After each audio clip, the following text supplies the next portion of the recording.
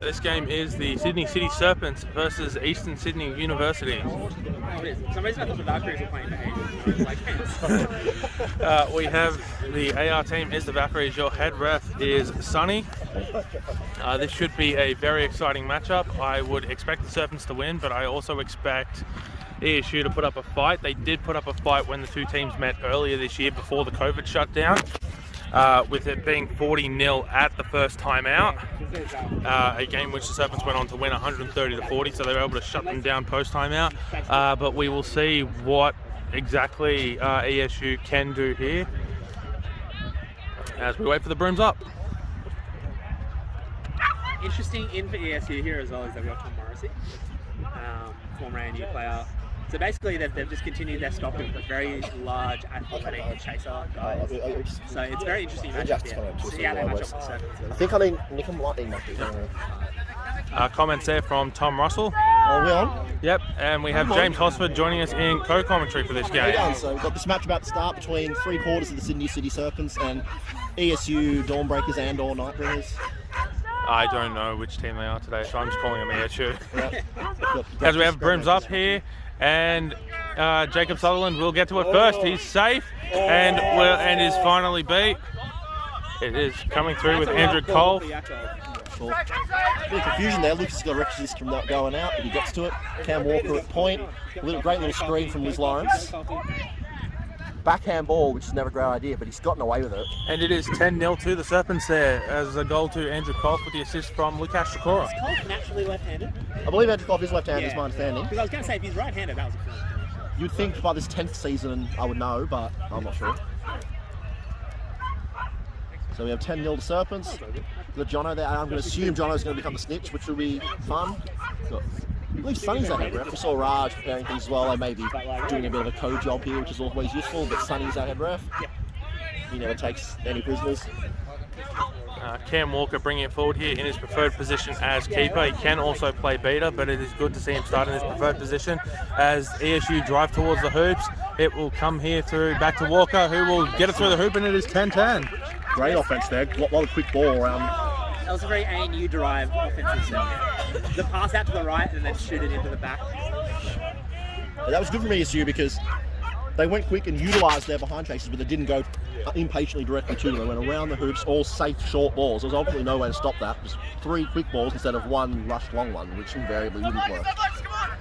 It comes through here with keeper Sakura, who brings it out to the left to Cole, who tries to find Stephen Butler in behind, and recovered by ESU, who will get it to Walker and keep the ball in the keeper zone. You got lucky enough to get a foul out there. ESU definitely pull the big guns out, which they haven't always. They've pretty much started their top line here. As Walker drives it forward, attempts a long shot, and it sneaks just over the top of the hoop, collecting it on the way through. Still 10-10. Those kind of plays often happen against the Serpents, where you play the colour, you play the reputation, not the man. Because ultimately there was no reason there why someone of Walker's athleticism shouldn't be able to push through and score there. But there was 3 purple jerseys in the way, and he just took the slightly easier option there. He does have a good shot on him, so it's not if he held it up, an unreasonable option, but hold that up for 2-3 seconds, and he had a pass on his right as well. Yeah, if we look at the ESU line here, I know them all except we've got a younger chaser. I'm not sure you know, Stephen. We've got number 69 behind the hoops. But beyond that, we've got Kelly Clevenjack there. We've got Jacob Sutherland, Cam Walker keeping, and they've gone to what we got Kieran meeting with. Kelsey. Get in, Jacob. Who started with Kieran? I saw it before, and I've already forgotten. Jacko, that's right. Yeah, they've gone the Kieran Jacko line, which I've never seen before. That's the ultimate UTS UNSW combo. Just want to briefly call out Jacob for almost tackling a beater. It's there, then realising. I did get a little look at that actually. Yeah. Colf, here we go. Colf and Sutherland. Let's see what Colf's got on defense. Nothing. Historically, one of the greatest defenders of all time, but he has been out for quite a while. Sutherland drives towards the hoop, attempts a shot, no goal. We had Cam in the middle as well. Interesting exchange down here off camera that I'm not sure about. We had Kelsey Collins who's just come on there in 89 and come through a shot. Beatty against Min who's come through a shot here. I'm not sure what happened. I missed the start of it, but Min wasn't happy. Beatty ended up off field. Bludger ended up off field with Kelsey with it. Min on the deck. For a second he looked hurt, but I think he was just angry. So I'm not sure what's going on there. I think that was just Kelsey playing hard, which we know she does. Yeah, that is a reputation with the Serpents, is that they get angry when you are able to beat them at their own game. Whether that's a fair reputation or not, in reality, relative to other teams, I'm actually not sure, but a lot of the time the reputation is what matters. It's all about perception. What was interesting is that as Kelsey went away, Min needlessly with no play happening, gave it quite a ferocious beat in the back. Oh, good from Jacko Flynn there, but it didn't really mean that And much. we have a goal. It is 20-10 to the Serpents. 2010. It is interesting seeing as we have the brooms down here. Don't know what we have the brooms down for. Want to make that contribution. Yeah, that's Tom's contribution to commentary. We have our live access to the sidelines. G can Burke here for you. I'm not sure what the stoppage is for. Yeah, Maybe equipment related, because there doesn't seem to be a foul. I was going Everyone's to say, standing I around didn't it. quite see it either.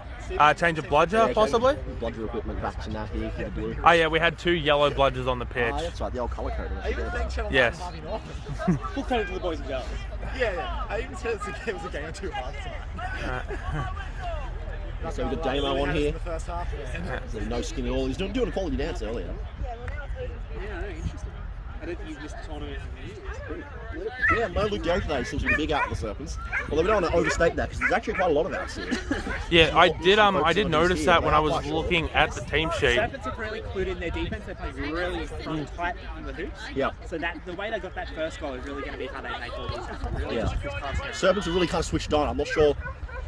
Ultimately, we know that the Serpents now defending the way they do tend to defend. They were just a bit loose the early plays, but now they've gone to that sort of tight semi-zone they like to run there. Oh, an attempted bat down there by Jacob Sutherland off the pass from Cam Walker. Fails to hit the hoops as Sakura looks to break here down the left. A good defensive tackle there by Cam to stop him down.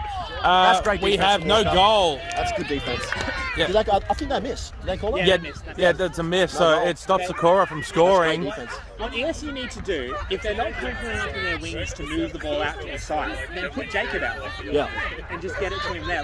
Like your best players can just play on the wing. Yeah. You can just move the ball and play from a different angle. That's something I've talked about before. We've got Jacob Sutherland here, who's not very new now, but the combination of our break, I think he's a second or third year player, I think. And we have a brooms down here. What is this for? With Courtney Buckley, the AR on, is another issue. Yeah, I do agree with that. Jacob Sutherland is a fantastic young talent, very tall. But quite often ESU, and I can understand why ESU is trying to utilise that talent as heavily as possible, keep him on the ball always, which is fair enough. But I think especially if you've got him and Cam Walker together, you've seen through the start of this match, they're both heavy on the ball at the back, in the back court, for want of a better term there. Whereas I feel like, you'd want one of them, preferably the younger one, Sutherland, just play as what I would call traditional 4, get deep behind where they've got Kelly Cleverjack down there now. Feed it to him And early. just use that height, especially because Don't even use him as a receiver. Just feed it to him early and let him you drive. still get him on the ball, but you get him in space there because you've got Kelly come through a shot here. She's great. Look, she's got brilliant ball skills. You can completely trust Kelly playing at the 2. The only thing she really lacks compared to Jacob Sutherland is pure athleticism and height. So you get Sutherland into that height space, it creates a different dynamic. I think it's interesting that they have started Jacko as a beater. Traditionally plays as a chaser. Yeah. They might be short on beaters today, which is why. He has been beating is his current passion. Whether it's his best skill remains to be seen, but it's what he's currently. And him and Cam Walker are both doing it a lot. They've certainly not made the error of both beating today, because I think that makes their beating too heavy, because they've already got quality beaters, and particularly Kelsey Collins and Kieran. I would actually say it lessens the beater line and also lessens the chasing line, just because neither player is particularly proficient at beating, but both are strong as chasers. It's just that in the transition phase. Here we go. So on a point now for ECU, we've got Tom Morrissey, the former ANU and New South Wales State Make the representative. tackle, Tom. Very, very good playing time. You see his height and athleticism. A bit tentative there. He's been out for a very long time, but you don't want to underestimate Morrissey. He was at his best a few years ago. Absolutely superb. That play from the Serpents didn't Oh, work. hang on. We have an injury here, and we got a brooms down. The play from the Serpents there didn't work, but that should be what ESU are playing. Is, if they got the ball out to Damo on the right wing, you only had wings guarding him. He just happened to play. Yeah, That's what ESU should be doing. Yeah. But they're just That's high. what the hell is happening here? Having some camera issues here. I didn't get a clean look at what's happened there. That injury. Yeah, Kelsey got hurt. I didn't see what's happened, but I think it's in the centre field there, so we would have recorded on the camera there. But Kieran has come on as a replacement. Why was that coming worse? So we've got full line change here pretty much. We've got Usha Lookout and Paul Harrison on beating now. For the Serpents, Porsche Ashton's come on. Also got another stoppage here. I believe we've had a timeout. Okay, so a timeout has been called. I don't know who's called. ESU timeout. ESU has called the timeout. And this broadcast is brought to you by TC. Best quality watches. And Kia. I don't know if he technically gets sued. Like, We do not have any sponsorship Yeah. on this broadcast. I mean, we're giving them free shout-outs, so they should just run with it.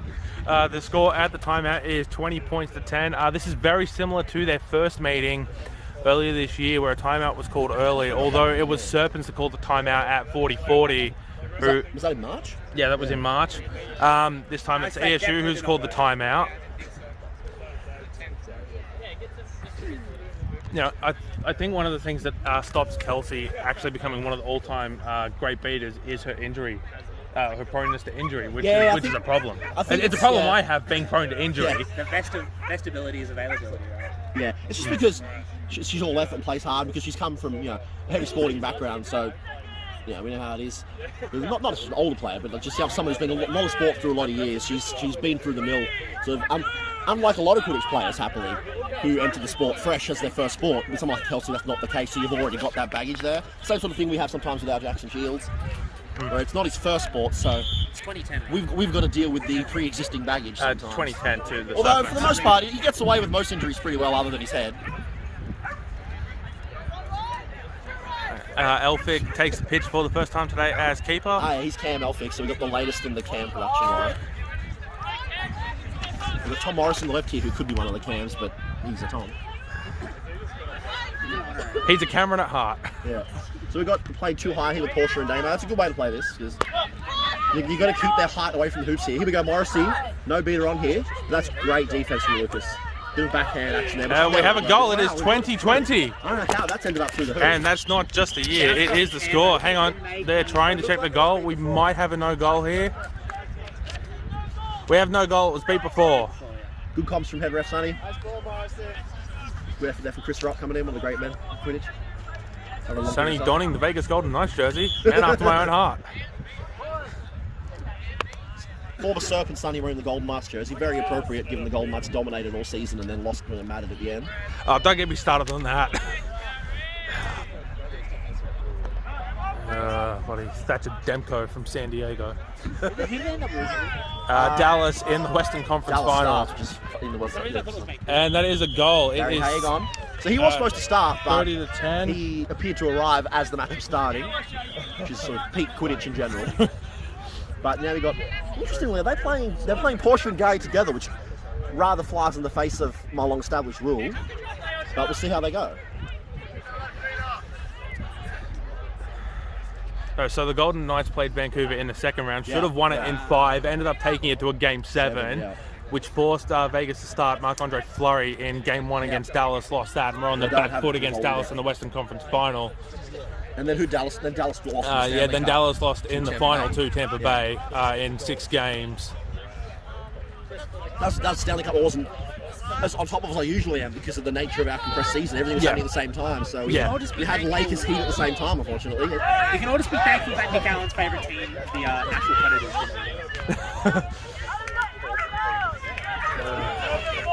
As they never would. They're Nashville Predators. They're highly mediocre. Quidditch and hockey, 2 of my 3 favourite sports. Together at last. I think I know what the third is, but actually, no. I think I would assume there's 4. Because we've got football and poker in there. Is poker really a sport? It's as much of a sport as well. I'm not going to sit here commentating on a Quidditch match and cast Spurs and other sports. Fair enough. We've got Lucas driving here in that inimitable way. He's full of effort, not necessarily the power he really has. No goal. It is still 30-10. Yeah. A lot of chaos here, but that's good scramble from ESU. Are we still 20-10? According to our scoreboard, 30-10 now. We are 30-10. The scoreboard still says 20. But that's still, either way, this is a really good effort from ESU. They're keeping this close. Yeah. Hey Chris, should it not be 30-10? Yeah. I've got a third goal here. 30-10 scoring. I don't know if they do as well. So we shouldn't be the trusted source, but we are pretty sure. Just letting you know. Yeah. We're not Matthew Hudson. You can't listen to us. Elphick directing traffic now for ESU. We got Elphick with the fake, drives forward, gets it off before the bait. What's your thought? How is I think Becky doesn't that like it. It seemed incidental to me because you had this smaller girl. She's bent for the ball. I thought it was legal. Yeah, Portia's gone hip into. I'm not sure the camera caught. Portia's gone hip into head directly. I had the camera on it as we have a break here by Serpents. Big miss again. No, that's a miss. What is with the? Are the Serpents actually showing rust here? Because they're missing. They're missing some very clinical chances here that they should be putting away. And we have a goal. That is 40-10. El Crumpton with the clutch finish. I thought it was, to me, it was keeping shoulder to shoulder. It's borderline. I think It was from the front, and so it looked. there was a bit of head contact, but to me it was all incidental because she was going over the ball. And it was just a height difference. Because Portia was about 3 times the and I height. think the other problem we have as well is the fact that the ASU player was already on the ground, so you could very easily call that sliding, a 50-50 call that Yeah, it wasn't a slide motion. I have no went the issue way with it. of the Serpents this time. Another ref might have called it differently, but Kelsey Collins back on, just good to see. So we've got Lockie Ward on now, keeping. Which is an interesting. Lockie Ward keeping is very interesting. I'm not familiar with the Serpents' current formations. I'm not sure whether Lockie Ward keeping is an attempt to give him more leadership with his experience, or whether it's just because they're short players today. Because traditionally he's one of the great receivers. He's made the original dropout team for this year as a receiver. oh, what was that? That is why he's the keeper. Look at that. Oh, what is going on here? We have chaos and a goal. Gary's managed to get the ball through the hoop this time. Interestingly, these finishes from the Serpents, very similar to what I observed last week. Serpents played Martin the Nightmares last week, and they were the better team. We were rusty. But it stayed close because, although dominating structure, they couldn't finish. There was 3 or 4 where they were just sort of missing over 10 times. point-blank dunks in this way. It's something the Serpents have done a little bit. I don't know why. Maybe it's just such a rudimentary skill. It's not what they work on because there's bigger fish to fry. I don't know. That can happen sometimes. I missed one that simple last week. Oh, what a sequence of play that was. Mistakes everywhere. It results in the Serpents' goal. Outside of range. 50 points to 10. I think we are still probably 10. I don't know if they've rectified this. They've been checking, so all you can do is trust them. The scoreboard still says 40-10, but I don't know why. Yeah, I trust these scorekeepers. They're no one forgiving this. So. Cheap shot there. As a drive towards the hoops results in another goal, it is 60-10. It makes sense putting Lockie Ward in the green here, just in terms of that pure, like he's a class player. He can go on and make things happen by himself. And we have some good beater action here as Min, Kelsey up Collins there here about recovers. probably, I think rightfully, to be fair, I didn't see it. Like, I'm not going to cast aspersions again, but it's interesting. He's getting frustrated. Oh, but Julia Baker here, the new, well, given the nature of the season, he's still new Serpent fundamentally. Fresh off UC. Action last We year. have a goal here that I don't think we caught on camera. I was concerned with the beater play going on in the defensive So end we of had the a pitch. pretty straight, direct drive. Again, Walker didn't get to the hoop to dunk it, but he got close enough, absorbed the tackle, got the arm free, had a pretty high percentage shot on. That was all right. He's playing quite well this game. That stops a run of 5 straight goals there So, for the Serpents, and we're at 60-20. No, we're Although the back around scoreboard says scoreboard, 50-20. I hope this doesn't become an issue because it's right on the borderline here. Also, our snitch, you can notice here, it's not apparently John. John was saying, our snitch appears to be Zoe, who's preparing. Which is good. Zoe's done a lot as well, so this will be interesting.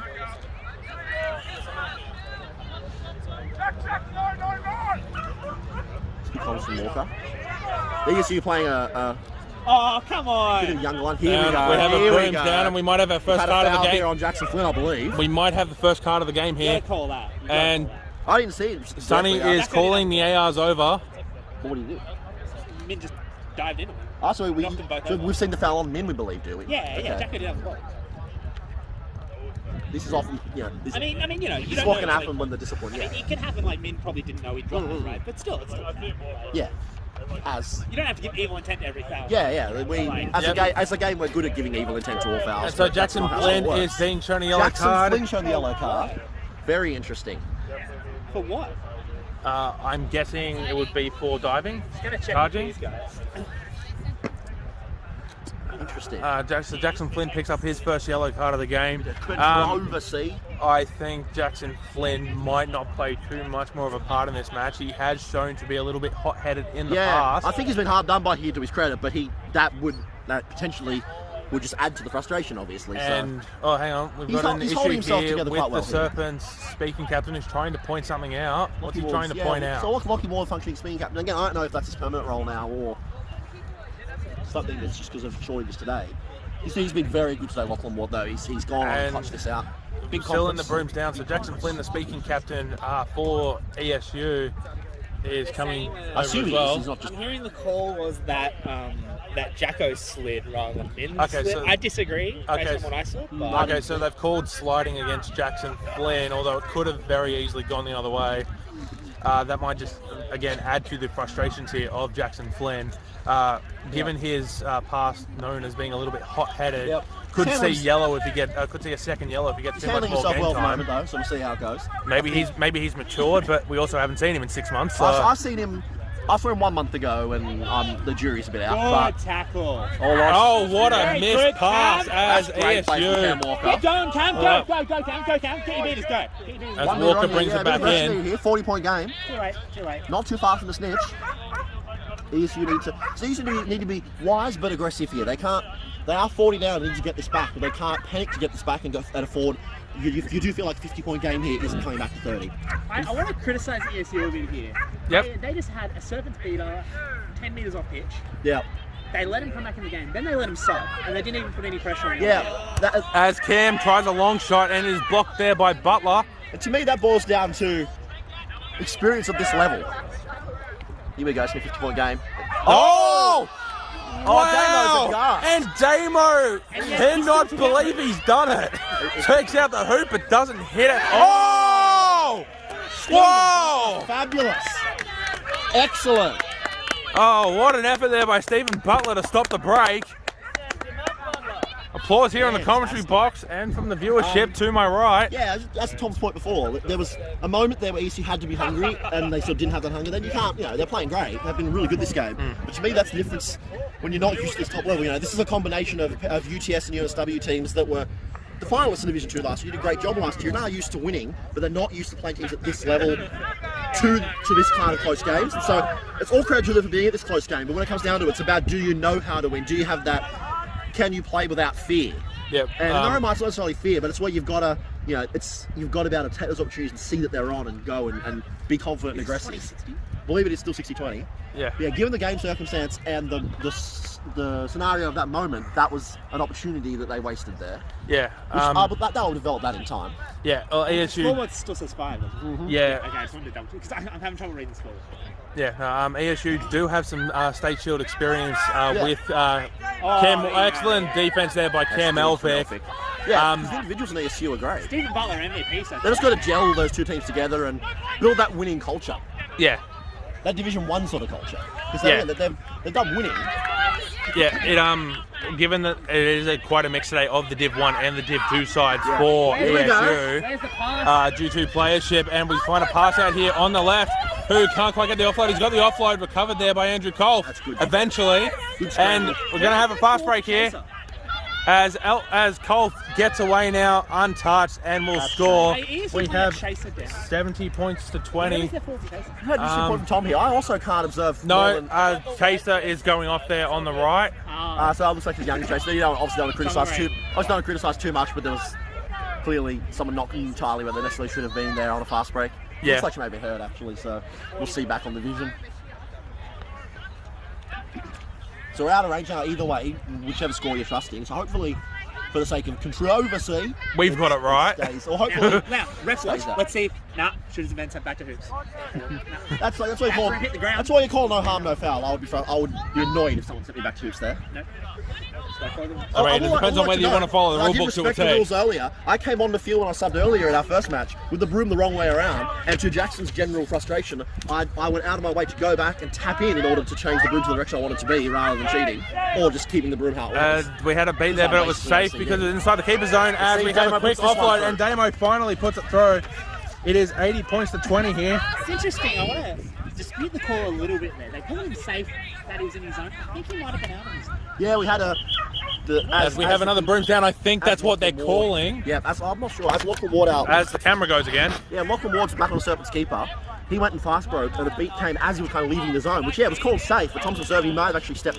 What is the rule there? I'm not sure whether you're out of your zone or not. What? So how does this rule work, Stephen? I don't know, it was close. If you're 1 foot in, 1 foot out, do you have to have something? Is anything in mean you're safe, or does something out mean you're not safe? I would assume it's anything in means you're safe. That's what my assumption was. That's certainly how that's how I interpret the rule as a head ref anyway. Yeah, well, thing is to keep on offense. I never think about, but on defense, I'll often use my line as a point, and then I'll do that by sticking one foot back in the line. So I'm assuming that that whole time I've been immune from beats. So I certainly hope so. But I'm pretty sure that would be the rule. That's always been my interpretation. I'm going to say Lockie's probably safe. I didn't see it, but is it a plane or is it touching the ground as well? I believe it's a plane. I believe it's a plane, but I don't know.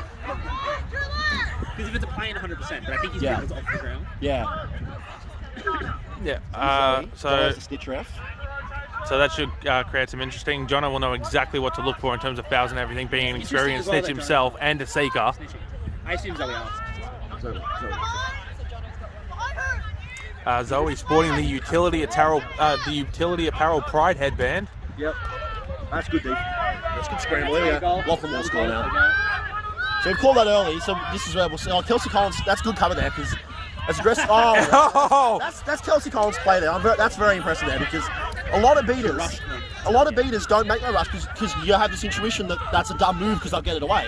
But you're going to score them anyway. Obviously, it's not optimal to be in that circumstance ever.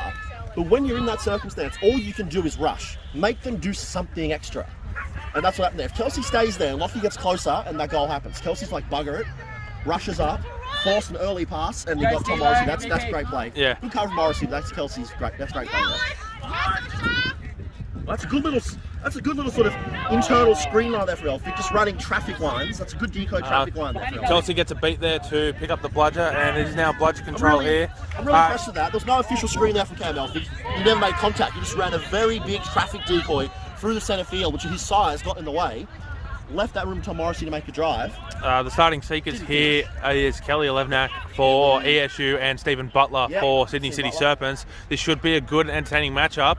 ESU playing defensive, as they should. So playing defensive snitch style. They think they can still get back in a range. They've been playing well enough too. Not also just them playing well enough, but also Serpents not capitalising on a few chances. They really should have put this game out of range by now, but just haven't been able to. I mean, if this game expands, if the margin expands any further, friendlies, 4 games, maybe they change that. But right now, you've got to go for this. And Elphick scores! That's why Elphick scores, and now we've got, to us, a 50-point game. According to the scoreboard over there, a 40-point game, which is even more interesting. So controversy. Let's see. Kieran! He actually had made the catch there. Trying to count that as It's the old Herschel Gibbs problem. Yeah. We've got back to our cricketing rules there. When do you have control of said ball there? Here we go. Tom Morrissey on the other side. That's not a good option, I'm afraid. Tries to find Elphick, can't. It will be recovered here by the Serpents. I would have been tempted to give that to him. Tom Morrissey's making an impact here. He's got a great athleticism to him. This is not surprising to lose time out of the game. Here we go. We have a timeout. Butler, it looks like. Yeah. It looks like we got the catch. MVP this game for me. Yeah, 1 tackle, 1 catch. But no, to me, I'd call MVP this game Lachlan Ward, potentially. Yeah, he's been very good, Steve Butler. Maybe we'd call it Lachlan Ward for the totality of contribution. And maybe one of the beaters. And otherwise, Cam Walker. Potentially, Cam Walker's been fantastic. I'm not sure he can be an MVP in a game where you lost by beaters because they had control a lot, but I think they didn't quite do enough. I think. Yeah. It was a game when Kieran was playing. Yeah, I agree. My 3-2-1. My 3-2-1. We have a clean catch for the Serpents here. Final score, according to us, is 110-30. Final score, according to the scoreboard, will be 100-30. But regardless, we have a Serpents win. So my 3-2-1 for ESU there, I've got probably Cam, Kieran, Kelsey, or Cam, Kelsey, Kieran. The Serpents, I'd go Lockie, Stephen, maybe Elle. She wasn't on for a lot, but was clutch when she was on. Not sure otherwise. As ever, Serpents is all depth rather than necessarily one obvious standout. That's why they never win the tournament MVPs, to their frustration. Yeah, that whole game, I felt like if ESU could have had their best 6 on, I felt like they were a little bit better. Well, their best 6 in that first 5 minutes, it ended up 10-all basically. Yeah, 10-all. They didn't have their best 6 on for that because they were saving people for something. Yeah, it was close to their best 6. It wasn't their absolute best 6. Yeah, to me, their best 6 potentially. It's hard to know. It's Kelsey, Kieran, because maybe using both. Because obviously they started with Jackson, Flynn and Kelsey, but perhaps you go Kieran, Kelsey, and leave Jackson chasing, or if you leave Jackson to beat aside, the best 6 might be the 2 Cams, Elphick and Walker together, with Jacob Sutherland, and I'd probably go Kelly, and then Kieran, Kelsey. That might be your best 6 there. But yeah, either way, that's just showing they've got some depth though there. And obviously Tom Morrissey's in. They're definitely making a run here, because I wasn't sure how this combination would go in terms of the cultural shift both teams had to make to meet in the centre and the coaching regime of sort of Walker and Flynn here, and it sort of still remains to be seen. But the one thing they are doing is they are they're clearly bringing something positive to the party there, which Matt Wilson would be a big cultural part of, because they're getting, every tournament they show up to, they've got more players and more good players, and they're ultimately Quidditch. As much as you can gel it, it really does boil down to the best athletes win. You've got enough of them, so ESU they're going to be a real threat. They're going to be a real team of note going into next year. I don't think they're a champion team. I think the winning mentality and the potential, what I arguably consider sort of some potential weaknesses at the top level when it gets clutch in terms of their discipline, could come back to hurt them when it really matters. Because we've even seen that from the Serpents, who are a much better team historically. But I'm quite impressed with ESU. They've already, given this is only their sort of third tournament ever, and the first two didn't happen. They've already improved more than I thought they would. They're very impressive. Yeah, well, I think one of the things with ESU is once they're able to field their preferred Division 1 lineup, which hasn't happened today due to a number of absences, I think they will compete very well in Division 1. Who have they got missing today? It's very full. Nothing occurred to me as missing. So they've had to bring in a few ring-ins from the Division 2 squad. Kieran being a big one, who does not normally play in the Div 1 squad. I don't know by name, but there are a few faces I know I'm not seeing who played that first game for the Div 1 team against the Serpents earlier this year. Oh, beautiful volley. So I expect that to compete. I think they'll be one of the middle of the park teams. Next year, I still expect them to be Serpents and UCED in 1 and 2. And I think you'll see, Newcastle struggle. But I think that middle of the pack, Nightmares, Valkyries, and ESU Div 1 team will all be competing for that third place spot. The big question was whether ESU's top team would be closer to a Valkyrie Nightmare UCED level or to a Newcastle Macquarie sort of around the divisional barrier level. To me, it's clear they're going to be closer to a Nightmare, but they're probably going to be in their own level. To me, certainly early in the year, they're going to be pretty quietly fifth. But having said that, they were already ahead of Valkyries last time. We need to see more of both here, but I think they won't be far away from being a competitive Valkyries, especially UCED, obviously being a university team, tend to start weaker in the year relative to community teams who stay level. They then grow amazingly, but in no way would I put it past ESU to beat a Valkyries or a UCED both today and through March, April. I think as the season goes on, I'd be highly surprised to see them able to really consistently, in midwinter mud bash, quaffle style play, be able to get past teams like UCED, Nightmare, Serpents. But if the things fall the right way, they're a definite top 4 team in the state, 4 or 5 team in the state. And with the state of the game now, that makes you a quarter-final team nationally, and then it's just luck of the draw. So they can go deep. They can make it deep. That the one they have is correct. But we believe the scorekeeper has is correct. I'm not sure why. It's correct. Oval said that there were 2 no goals in a row, and that confused things a little bit. I'm sure I'm clear on the vision. Yep. Okay. So the final score here is 100 to 30. So thank you very much for joining us for coverage of this game. Final score is 100 to the Serpents, 30 to ESU. For Tom Russell and James Hosford, my name is Stephen Poletti, and we'll see you next time.